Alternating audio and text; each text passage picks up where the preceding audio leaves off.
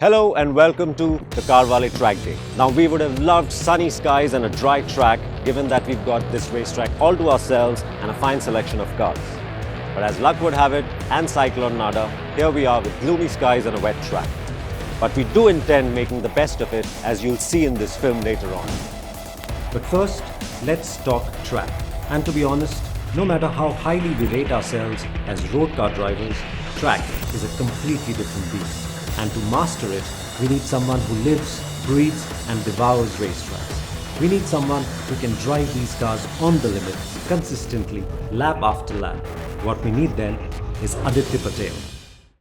And we'll start with affordable hatchbacks. And to tell us more, I have my colleague Amay here. So we have the Abarth Punto and the Figo, but the Figo is not a petrol, it's a diesel. Oh, that's a surprise. And what about the Punto? It looks like the Punto, it's got a few extra colors on it. Is there something special Yes, to it? basically it's lowered as compared to the standard Punto. Also it runs on wider tires, it's got 140 plus horsepower.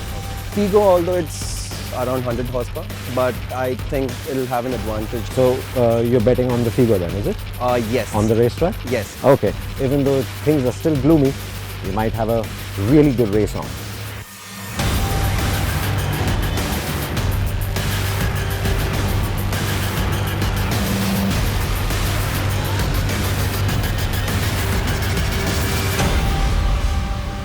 The Figo straight away feels nice as far as the gear shifts go. You go from first to second, it's smooth, the engine syncs well with the gearbox. And then when you take the Abarth out on the track, you put your foot down in first gear, you're like, whoa, it's got a lot of power, right?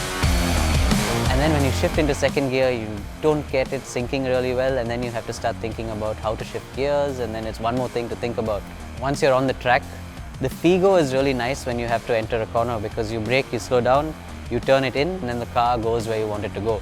I know the car wasn't designed to be on the racetrack, but it does what you want it to do. The Abarth, which is more performance oriented, you can't say it's built for the track. On the racetrack, for some reason you can never get the tail out whatever you do, and then it understeers and understeers, and it's so hard to get the car going in the direction you want to go, which makes it harder for you to put your foot down. The only thing that disappointed me in the Figo was the brakes. It was a bit scary, but apart from that, if I had to choose between the two cars, I would definitely go for the Figo over the Abarth because I can play with the car. And the Abarth, I have to drive it the way it wants me to drive it, and that's it. Now, let's move to the hot hatches. And for that, I have my colleague, Abhishek. Hi, Abhishek. Yeah, man. So, tell me more about the hatches. We have the Volkswagen Polo GTI, you have the Mini Cooper S, and you have the Fiat 59 Competizione. I love to say that name. Talking about the Mini first. The Cooper's been around for quite some time, but this particular model, it's an all-new car. You know, it's got a new engine, it's bigger on the inside. It's still a very fun to drive car and puts a smile on your face every time you take it out. And what about the cute one?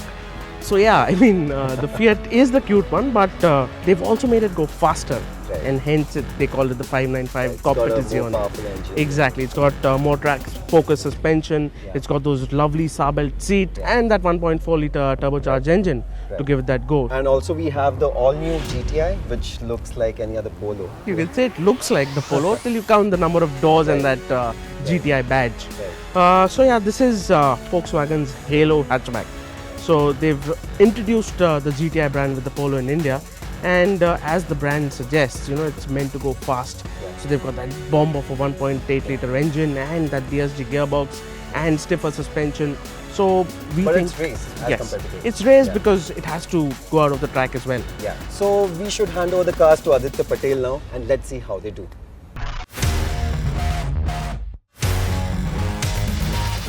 Starters, it's quick, sharp. Right. For sure, this car is much better on the track than on the road. Oh, yeah. Because it's so low, it just touches everywhere. But now on the track, yeah, you know why it's so low. Yeah. But the gears. Yeah, the AMD gearbox just kills it. One. What's the lap time? 217 was the worst, 215 was the best. Oh God!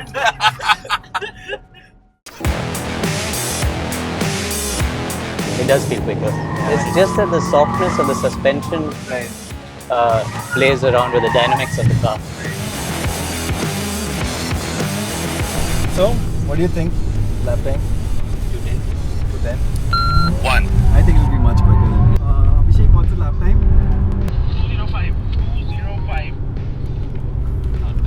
Yes, I won this one for sure.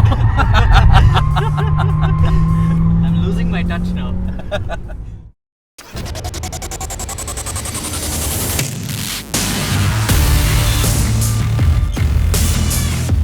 There's not so much body roll and it doesn't bounce around very much.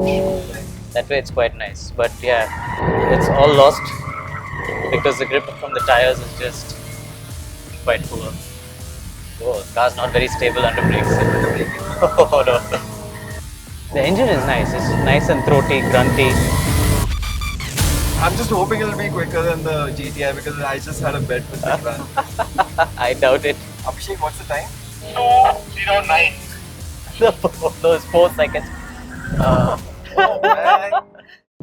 To put them all together at once on the racetrack was really interesting because we got some interesting results from all the cars. As far as the GTI goes, the car as such is generally a little soft, but the engine is really nice because it keeps pulling through the gears right through and you don't have a dull moment. You're always on the power, on the ball all the time. But then when you get into the Abarth, you've got this dull and slow gearbox.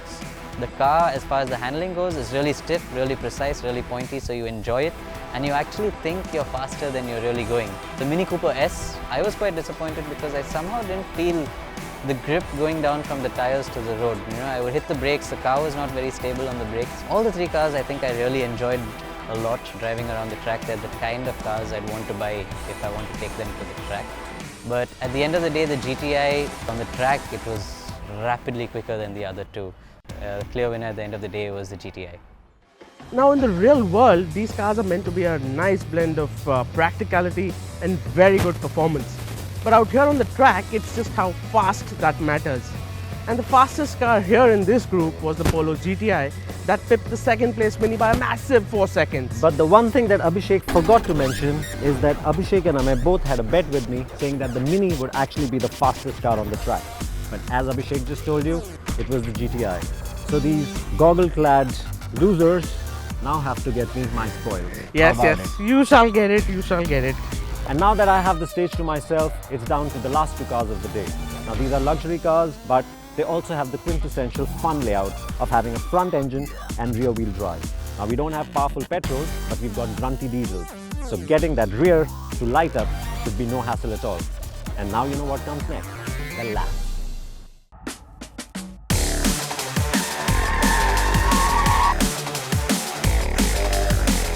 Engine's got some decent run. Yeah, I mean, it's got like 500 Newton meters of You torque. can so- feel that coming in.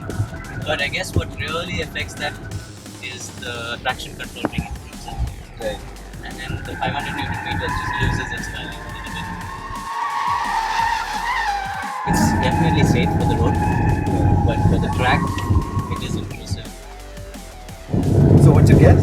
The lap time? 15. Let's check. What's the lap time? 14. 14. Okay, you're going 1 second faster every time. That's your That's not a prediction bad now. thing. Yeah, that's not a bad.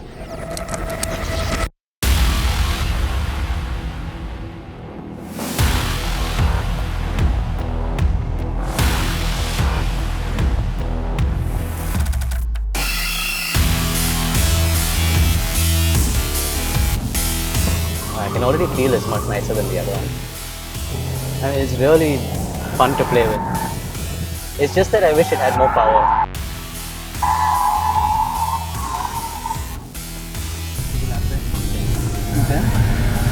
Okay, what was the lap time? The fastest one. 210. 210. Wow, man, you're insane. Again, you guessed it right. There were definitely some pros and cons for both the cars. The C-Class had a more powerful engine. It had more torque. You could feel that straight away. And whatever time the C-Class lost through the corners because of its weight, it gained back through the straights. The C-Class also had a very intrusive traction control system. So the moment the car stepped out, it would kick in. I did switch all the driver aids off, but it would still kick in. Whereas in the BMW, I switched everything off.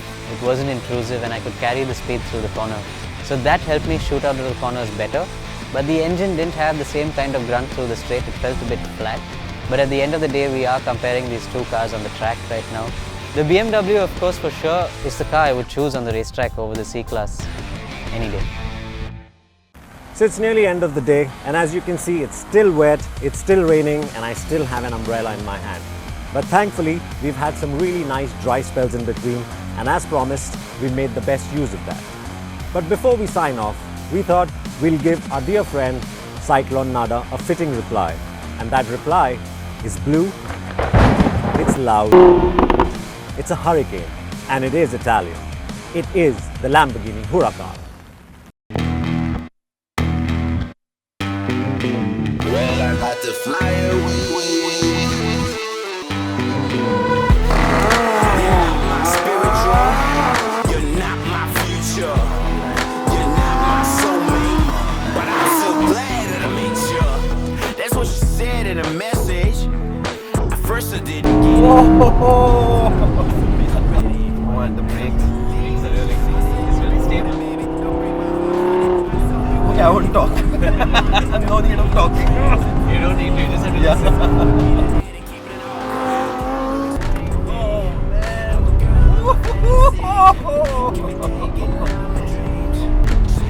You can't stop laughing.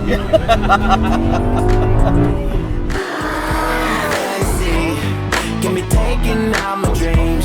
So you're not my future. You're not my spiritual. You're not my future. You're not my So, considering it's wet, what do you think? 59? Let's go under the 2 minutes. Yeah. Abhishek, come in, Abhishek. Yes, please. Best was a 2.00. Oh, so close. One more time. That's all. Yeah, absolutely.